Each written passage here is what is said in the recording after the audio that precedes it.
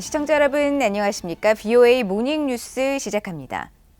권영세 한국통일부 장관이 윤석열 정부의 대북 비핵화 로드맵인 담대한 구상 제안에 북한이 호응할 것을 거듭 촉구했습니다.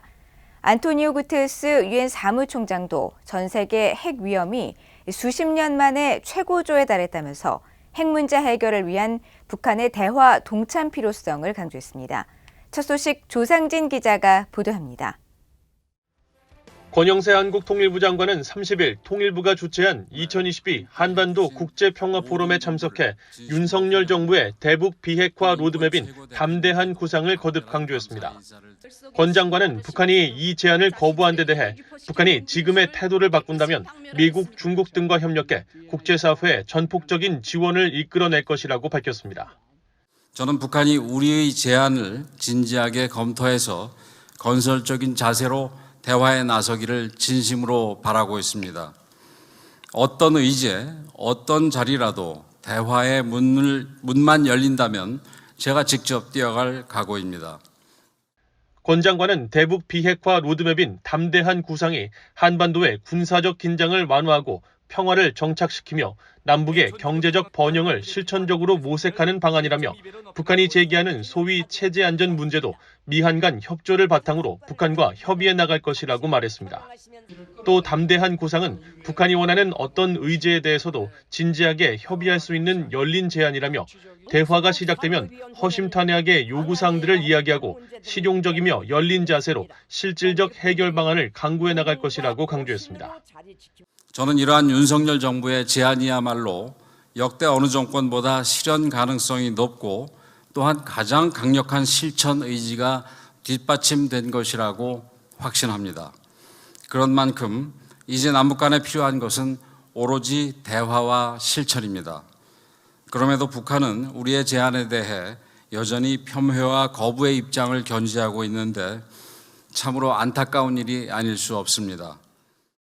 안토니오 구테르스 유엔 사무총장도 이날 영상 축사를 통해 북핵 문제 해결을 위해 북한이 대화 제의에 호응할 것을 촉구했습니다.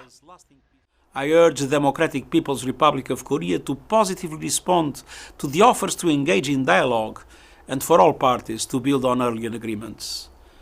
구테르스 사무총장은 모든 당사국들이 지속 가능한 평화와 한반도의 완전하고 검증 가능한 비핵화를 진전시키는 데 도움이 되는 분위기를 조성할 것을 촉구한다고 말했습니다. 그러면서 한반도는 잠재적으로 위험한 국제적 발화점으로 남아있고 전 세계의 핵 위험은 수십 년 만에 최고조에 달했다며 모든 국가들이 핵무기 없는 세상에 대한 의지를 재천명하고 긴장 완화를 위한 대화의 길에서 평화적이며 우호적 관계를 증진해야 한다고 강조했습니다.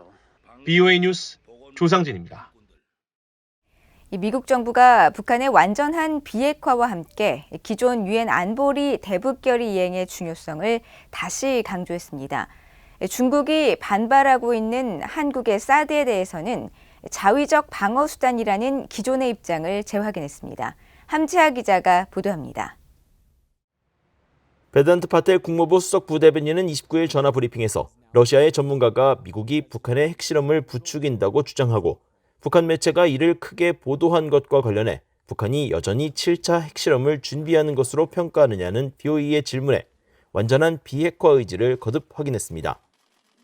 미국은 북한에 대한 적대적 의도를 갖고 있지 않다면서 북한과의 외교를 위한 실용적 대북 정책을 다시 강조한 것입니다.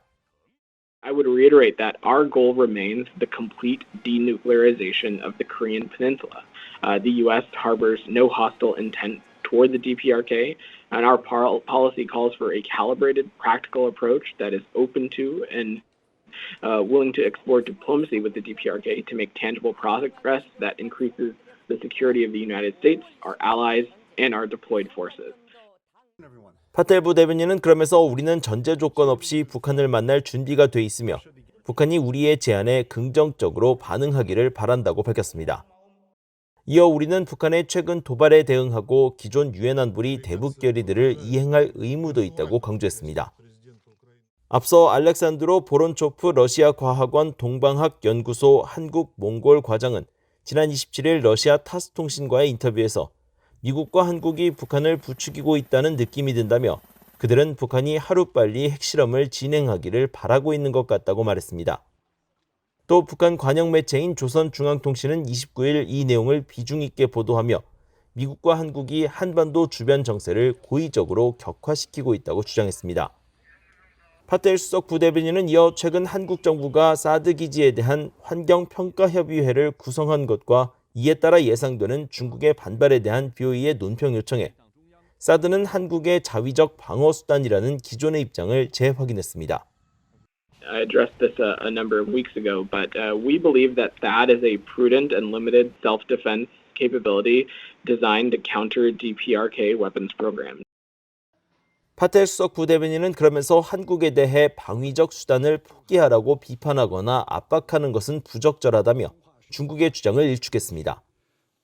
이어 미국과 한국은 한국과 한국 국민들을 무력 공격으로부터 보호하고 북한의 대량 살상 무기와 탄도미사일 위협으로부터 동맹군을 보호하기 위한 순전히 방어적인 목적으로 사드를 한국에 배치하겠다는 동맹의 결정을 내렸다고 밝혔습니다.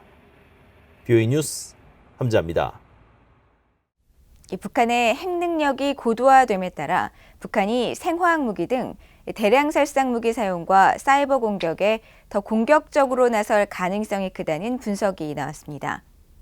미국의 민간 연구단체인 랜드 연구소와 한국 아산정책연구원이 30일 발표한 보고서에 따르면 북한은 평시에 대량 살상 무기 사용을 대체로 제한해왔지만 핵무기를 보유하면 미한 양국이 핵전쟁을 우려해 긴장 고조를 원치 않을 것이라고 여겨 더 공세적으로 대량 살상 무기와 사이버 공격을 활용할 수 있을 것이라고 분석했습니다.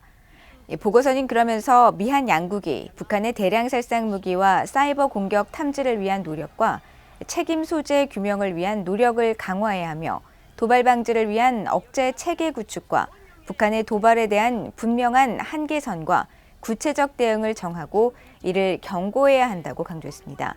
또 미한 양국이 북한에 적대적이지 않다는 것을 북한에 알리고 북한 정권이 대가를 치를 수 있도록 하기 위해서 정보 유입을 포함한 정보 관련 작전을 강화할 필요가 있다고 제언했습니다.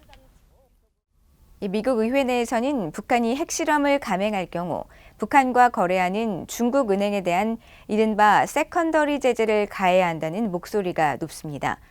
북핵 문제에 대한 미한일 3국 공조의 중요성도 다시 강조되고 있는데 일각에서는 강력한 감시를 전제로 한 북한의 제한적인 핵 보유 허용 주장도 나왔습니다. 이조은 기자가 보도합니다. 미국과 한국 정부가 북한의 7차 핵실험 가능성을 거듭 언급하고 있는 가운데 미국 의회 내에서는 미국 정부가 북한을 돕는 중국 금융기관에 세컨더리 제재를 적극적으로 가해야 한다는 제안이 초당적으로 나오고 있습니다. 민주당의 크리스 벤 홀런 상원 의원은 최근 새추리 청문회에서 북한의 핵실험 가능성을 언급하면서 재무부가 추가 대북 제재와 관련해 중국 기반 업체들에 대한 제재를 검토해야 한다고 강조했습니다. That documented a number of other entities and categories of entities that contribute to leakage in the North Korea sanctions regime. They pointed specifically to China-based entities in shipbuilding and shipping. And so I would encourage you to use that as a guide. 하원 외교위 아태소위 공화당 간사인 스티브 샤버드 의원도 최근 청문회에서 중국이 북한 문제 해결에 적극 동참하도록 압박해야 한다며 북한과 거래하는 중국 금융기관을 제재하는 세컨더리 제재는 분명히 중국을 압박할 것이라고 강조했습니다.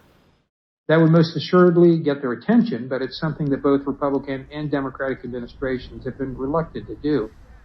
현재 국제정세 속에서 대북 제재에 비협조적인 중국과 러시아에 대한 의원들의 비판도 이어지고 있습니다. 공화당의 앤 와그너 하원 의원은 최근 청문회에서 독재 정권 간 밀착에 강한 우려를 표하고 중국과 러시아의 대북 제재 의지를 믿어야 하는지 근본적인 의문이 든다고 밝혔습니다. 하원 외교위 아태소 위원장인 민주당의 아미베라 의원도 최근 워싱턴의 한 민간 연구단체가 주최한 대담에서 북한 문제와 관련해 유엔 안보리가 대북 제재를 막아온 중국, 러시아와 함께 무슨 조치를 취할 수 있을 것으로 기대하지 않는다고 비판하고 미한의 3국 공조 강화의 중요성을 강조했습니다. 이런 가운데 미국 의회 일각에선 미국이 북한의 완전한 비핵화라는 목표를 수정해야 한다는 주장도 나오고 있습니다. 상원 외교위 동아태 소위원장인 민주당의 에드워드 마키 의원과 브래드 셔먼 하원 의원 등은 북한 비핵화가 가치 있는 장기적 목표지만 한반도에서 전쟁 위협을 낮추는 가능한 단계적 조치를 추구해야 한다며 강력한 모니터링을 전제로 한 북한의 일부 핵무기 보유와 같은 합의에 만족해야 할 때라고 주장했습니다. VOA 뉴스 이존입니다. 한국을 방문 중인 엘리자베스 살몬 신임 유엔 북한인권 특별보고관이 북한의 강제실종 범죄에 대해 국제적 범죄라면서 강력히 규탄했습니다.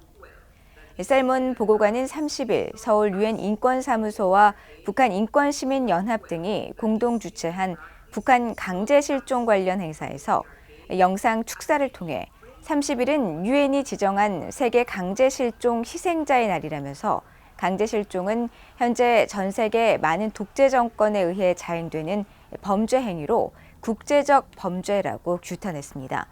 이어 북한이 저지른 강제실종 범죄의 경우 매우 용감한 소수의 목소리가 수년 동안 증언을 해온 덕분에 세상에 알려졌다면서 이번 북한 강제실종 범죄 캠페인은 한반도 내 인권을 위한 투쟁에 매우 기대되는 움직임이라고 평가했습니다. 살몬 보고관은 그러면서 사실을 기록하고 목격자의 목소리를 듣는 활동에 대한 많은 이들의 헌신 덕분에 강제실종 희생자들은 기억 속에서 사라지지 않을 것이라면서 가해자들에 대한 책임 규명은 불가능하지 않다고 강조했습니다. 주한미군은 을지 프리덤 쉴드 훈련이 북침 공격 연습이라는 북한의 주장에 대해 한반도 안보와 안정을 강화하기 위한 방어 위주 훈련이라고 반박했습니다. 주한미군 사령부 공보실은 29일 을지 프리덤 쉴드 훈련에 대한 북한의 비난과 관련한 VOA의 논평 요청에 이 연합연습은 어떤 위협이나 적대국으로부터 한국의 주권을 지키기 위해 강력한 연합 방위 태세를 유지하기 위한 양국과 유엔 참전국 간의 철통 같은 공약을 강조한다고 밝혔습니다. 이어 을지 프리덤 쉴드 훈련은 미한 동맹을 더욱 강화하고 연합 방위 태세를 향상하며 한반도와 동북아 전체의 안보와 안정 강화를 위해 마련된 방어 위주의 훈련이라고 설명했습니다. 또 미국과 한국은 미한 동맹이 한반도의 빠르고 역동적인 변화에 대응하기 위해 군사 대비 태세와 연합 방위 태세에 계속 집중해야 한다고 평가했다고 밝히고 이번 훈련에서 2022년 미래 연합사령부의 완전 운용 능력 평가가 이루어지는 것에 대해 중요성을 인식하고 있다고 강조했습니다. 이상으로 VOA 모닝 뉴스를 모두 마칩니다. 시청해주신 여러분 고맙습니다.